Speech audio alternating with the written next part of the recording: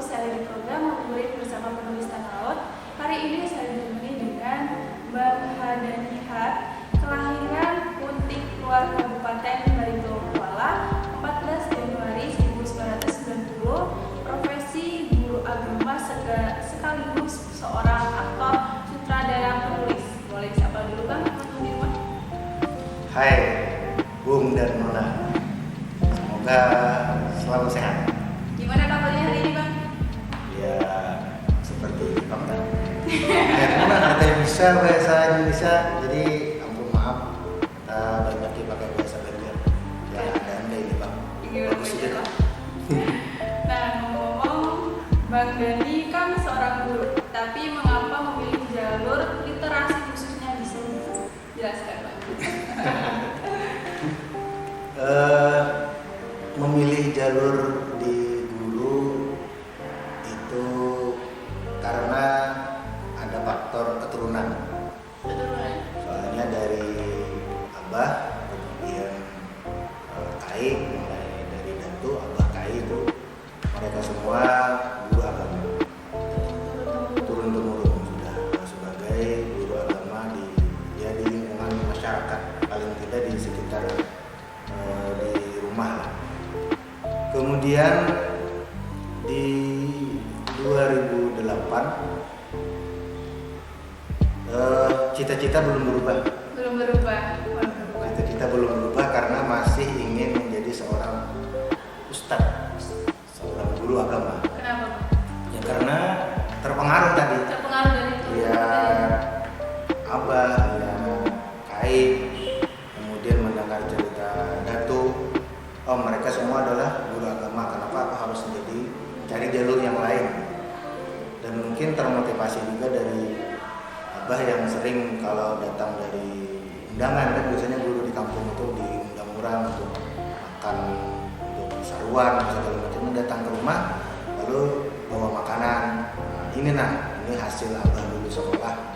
Seandainya dulu abah kada sekolah, kada di sekolah kan kaya di pondok, ya kada mungkin abah kau membawa makanan ini. Jadi sampai 2008 itu terus semangat untuk belajar di pondok pesantren, tidak mau mencari jalur yang lain. Nah di 2008 dipaksa untuk kuliah oleh abah, dipaksa kuliah. Kemudian 2008 itu ternyata di ospek, ya kan ada ospek kalau di kampus itu, di akhir acara penutupan ospek ada pementasan teater. Dan kita kada tertarik juga sebenarnya di teater, kada tertarik. Ini kada apa-apa, tertawa lucu-lucu ya kayak itulah model sejenis. Kita terhibur aja ya karena sudah 3 hari kan diporsir mental kita dan fisik kita sudah 3 hari. Kemudian malam terakhir itu kita dihibur dengan hiburan yang bagus seperti itu, yang menghibur, sangat menghibur. Jadi tertarik tidak juga. Tapi kemudian namaku didaftarkan kawan untuk ikut sanggar. Nah dari 2008 itulah kemudian aku mulai menyukai, tapi tidak ingin menggeluti, menyukai ya karena menggeluti sebuah seni pertunjukan. Nah, tapi setelah di 2008 itu kemudian pentas pertama di 2009. Proses pertama itu di 2008 sebenarnya untuk kegiatan lomba, kemudian aku sebagai kru, kemudian di 2009 kami pentas teater. Dan akhirnya dari situ mulai menyukai, mulai ingin mendalami teater. Dan sebenarnya hal itu ditentang oleh orang tua. Ya balik lagi tadi seperti tadi bahwa kamu ini abah guru agama, kai guru agama, masa kamu anak dari seorang seniman teater lagi kan? Ya hanya seniman sastra atau penulis puisi aja, itu mungkin orang tua akan maklum karena kalau menulis itu kan banyak membaca buku atau segala macamnya. Kalau teater ini kan banyak bergaul dengan orang-orang yang kita tidak tahu latar belakang mereka seperti apa. Nah kemudian aku beri alasan bahwa beri aku waktu 1 tahun untuk belajar teater sampai aku memiliki kepercayaan diri bisa seperti yang Abah inginkan. Akhirnya aku janji setahun, artinya akhir 2009 nanti aku akan mau seperti apa yang Abah inginkan, artinya ya ceramah. Tapi ternyata janji tersebut dipercepat. Di 2009 itu waktu hari raya, kemudian dipaksa untuk menjadi khotib di masjid. Akhirnya berbekal keberanian, kepercayaan diri, belajar teater, karena di teater itu membutuhkan kepercayaan diri. Maka berasal dari situ muncul keberanian untuk mampu berada di depan jamaah yang mengikuti sholat Idul Fitri. Itu untuk pertama kalinya, dan alhamdulillah tugas yang pertama itu kemudian selesai. Dan ketika sampai pulang ke rumah, nah sekarang kata Abah, aku ridho mau bermain teater karena sudah lihat bukti. Wah, berarti dari hal yang tidak disukai jadi disukai gitu ya Bang. Ngomong-ngomong teater literasi, nah Bang Dhani kan suka teater. Nah, naskah atau tema seperti apa yang disukai Bang Dhani? Pertama, dan setiap pemain teater yang berlatar belakang workshop mungkin di kampus itu pasti menyukai teater jenis komedi. Karena mudah. Kalau kita untuk ngelawak itu kan mudah, bikin orang tertawa itu mudah. Tapi mudah di sini bukan berarti mudah benar, karena sulit juga acting jadi orang lucu itu. Kalau dasarnya memang kita kadang lucu. Kalau aku itu kan dulu asalnya itu adalah seorang yang kaku. Orang yang kaku karena dasar setelah lulus SD hanya sekolah pesantren, kemudian dia paling cuma paket B, paket C aja. Sekolahnya dulu sehingga bisa kuliah itu. Jadi belajar benar hitungannya untuk menjadi seorang pemain teater komedi. Jadi kebetulan di sanggar kami itu mesti adalah pementasan pertama itu diajarkan untuk bermain teater komedi. Jadi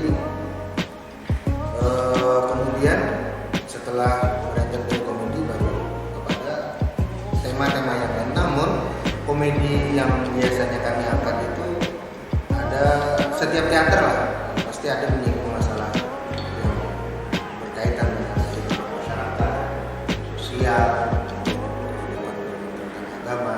Dan karena kami dasarnya adalah stay Darussalam, karena kami membawa nama Darussalam waktu pentas dari 2008 sampai 2012 aku di Sanggar Arungi itu terus membawakan teater-teater yang tidak lepas dari jalur Islami, tetapi tetap mengangkat isu-isu sosial, tapi tidak lepas. Misalnya dalam pementasan, kalau di situ yang pertama aturan yang biasa kami pegang itu adalah perempuan tidak boleh bersentuhan langsung dengan laki-laki yang bukan mahramnya, karena dari situ. Kemudian perempuan juga tidak boleh membuka kerudung dalam pementasan, aurat. Lalu dulu yang menjadi kendala kami adalah ketika memainkan sebuah naskah. Dulu pertama yang kami sulit memecahkan itu adalah pementasan tentang dia ini perempuan itu memainkan pementasan sebagai istri Belanda. Mana istri Belanda ada pakai kerudung kan? Nah, orang Belanda pakai kerudung kan cocok, aneh gitu. Lalu setelah kami berpikir, maka kemudian ada solusinya, yaitu pertama harus memakai pelapis di sini yang seperti warna kulit kan di sini, kemudian ditimbal dengan make up, hilang lagi putih itu kan, kemudian di kepalanya dipakai rambut wig. Nah, lalu dari situ kami bisa berpikir terus bagaimana mencari solusi agar pementasan kami ini tidak keluar daripada unsur-unsur agama yang diajarkan, karena berat membawa nama Darussalam, karena semua orang tahu pasti Darussalam itu adalah pesantren yang besar di Kalimantan Selatan. Berarti suka ke kemudian di 2011 2012 mulai mendalami lagi teater di Banjarmasin dengan Bang Andi Sahludin. Nah dari situ aku juga banyak belajar tentang teater-teater yang lainnya seperti realis, surrealis, ya yang lebih ekstrim daripada yang pernah aku pelajari di Sanggar Alumni. Tetapi ketika kita balik ke Sanggar Alumni, kami akan menyesuaikan apa yang pantas kami berikan kepada Sanggar Alumni. Di luar, terserah itu untuk pemilihan seperti apapun, kami tetap memakai apa yang pernah kami pelajari. Tetapi kalau ke Sanggar Alumni, kami balik lagi dengan aturan yang sudah kami tetapkan oleh pendahulu-pendahulu. Jadi belajar keluar itu bukan malah kita mengurangi apa yang ada di dalam Sanggar Alumni, tetapi memuatkan tubuh Sanggar Alumni. Di luar kita belajar dengan tokoh ya, seperti Haji Mariadi, kemudian Bapak Abdullah S, Syukur, kemudian yang paling banyak aku mengenai ilmu teater itu dengan Bang Andi Sahludin.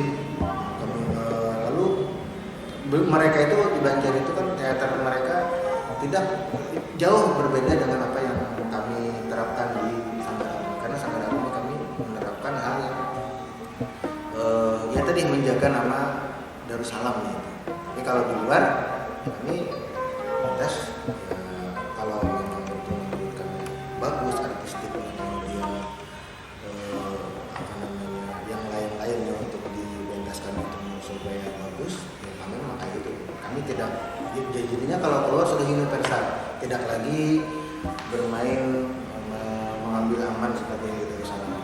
Misalkan berbinian harus, kalau kami menaikkan tes di luar berbinian harus berkerudung. Kalau memang kada berkerudung, pentasnya memang kada berkerudung, ya kada berkerudung.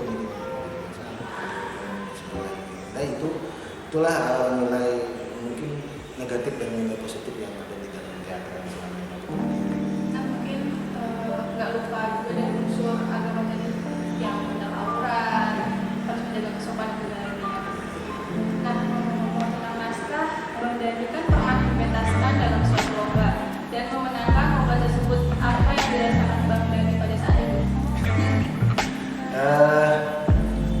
Sebuah prestasi tentu kita akan prestasi. Namun sebelum munculnya prestasi itu pasti kita akan menghadapi kegagalan. Sebenarnya naskah itu dipentaskan di dalam lomba itu adalah kali yang keempat. Pertama dulu dipentaskan kali yang ketiga untuk lomba. Pertama dulu dipentaskan di Sanggar Alumni dan tetapi tidak tidak mendapatkan juara, hanya mendapatkan aktor terbaik. Kemudian pentas kedua dipentaskan oleh Sanggar Alumni dan ternyata kami di sana ada kesalahan, ada sesuatu hal yang harus dihindari.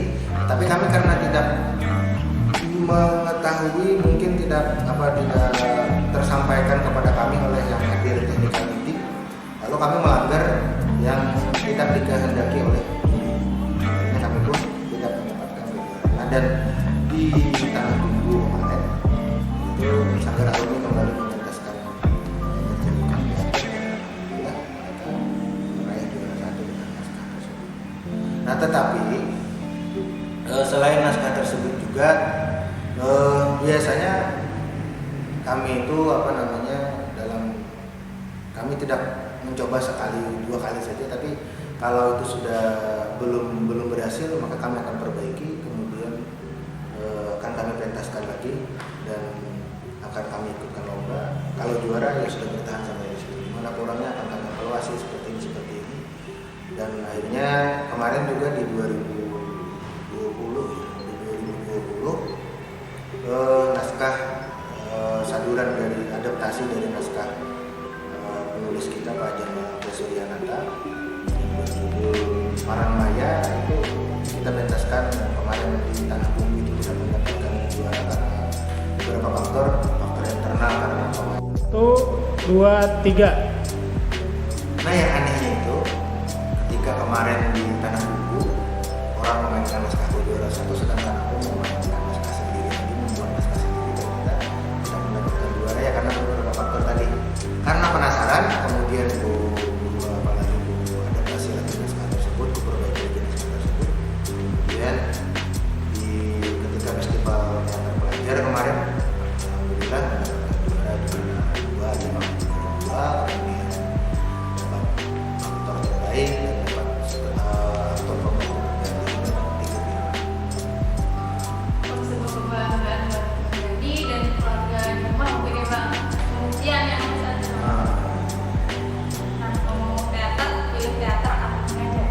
Aduh, ini sebenarnya itu bukanlah sebuah pilihan, apakah pilih teater atau pilih mengajar. Sebenarnya dalam mengajar aku sudah berteater, dalam berteater aku sudah mengajar. Imbang berarti lah. Karena begini, kalau sekarang kalau aku ingin disenangi oleh siswa, maka kita bisa menjadi seorang aktor yang disenangi oleh siswa.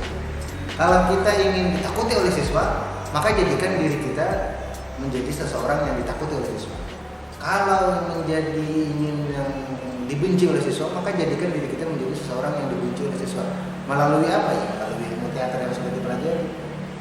Biasanya kalau menyarikan hendak dianggap oleh siswa sebagai guru yang pemarah, maka berarti kita tunjukkan bahwa kita itu adalah seorang yang pemarah. Setiap kali tapi marah pun ada etikanya. Marah itu kadang ada alasan, tapi marah itu harus ada alasannya. Dan dari ilmu itu, ilmu membuat diri kita menjadi seorang yang berbeda-beda itu ya dari ilmu teater. Karena dalam ilmu teater kita bisa disuruh sutradara menjadi seorang pemarah. Jadi inilah karakter seorang pemarah. Ya antagonis, protagonis, dan lain-lain sebagainya. Itu kan sudah diatur, sudah dipelajari di dalam dunia teater. Jadi pilihannya adalah ketika aku mengajar maka aku seorang aktor, ketika aku seorang aktor maka aku juga seorang pengajar. Imbang lah. Nah, ngomong teater tadi lo bang, siapa yang menjadi inspirasi dari film tadi? Siapa?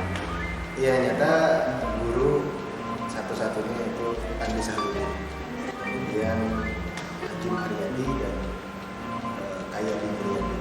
Selain itu kalau di luar Kalimantan itu di luar Kalsel itu ada Nano Rian. Berarti tiga tuh. Tiga di Kalsel, karena memang sebagian besar aku belajar dari mereka bertiga. Dia lebih ke agama atau Kalau ilmu kan dari mereka, cuma penerapan di mana kita berada, kita bisa menerapkan apa yang sesuai. Karena kalau aku kan dasarnya adalah memiliki ya, ilmu agama yang berlatar belakang pesantren. Itu aku akan menyesuaikan dengan karya-karyaku yang akan aku pentaskan. Tetapi karya-karya tersebut kadang-kadang jangan sampai juga karena kita ini orang pesantren lalu Islami benar. Aku kan senang juga kayak gitu, artinya ada kadang-kadang tujuan juga, kadang-kadang kalau di luar Islam mungkin karena kalau di Islam kan juga di kayak media itu gimana?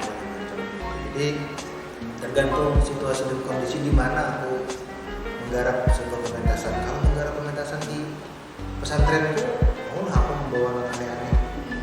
Jujur-jujuran tuh bang. Nah, ngomong kali ini dulu bang, pesan kepada Bunda Nina dulu itu apa? Apa bang? Pesan Sebagai Bung dan Nina, pertama jangan menilai seseorang dari cover ya, karena cover yang bagus belum tentu memiliki isi yang bagus, cover yang buruk belum tentu memiliki isi yang buruk. Jadi terapkan selalu berbaik sangka kepada siapapun, karena mereka semua adalah makhluk Allah yang maha bijaksana. Jadi kita harus selalu bersikap bijaksana dalam memandang kepada siapapun, karena Allah maha bijaksana. Kemudian yang kedua, bagi murid-murid yang sedang melakukan teater, ingat selalu teater adalah hidup adalah teater. Setiap hari kita menjalani naskah dari sutradara terbaik. Teman-teman belajar diri sendiri, jangan menjadi orang lain, untuk disukai orang lain, semangat jadi diri sendiri. Bujur benar. Terima kasih untuk Bang Dani atas motivasi, pengalaman yang diberikan Bung dan Nona, kita masih juga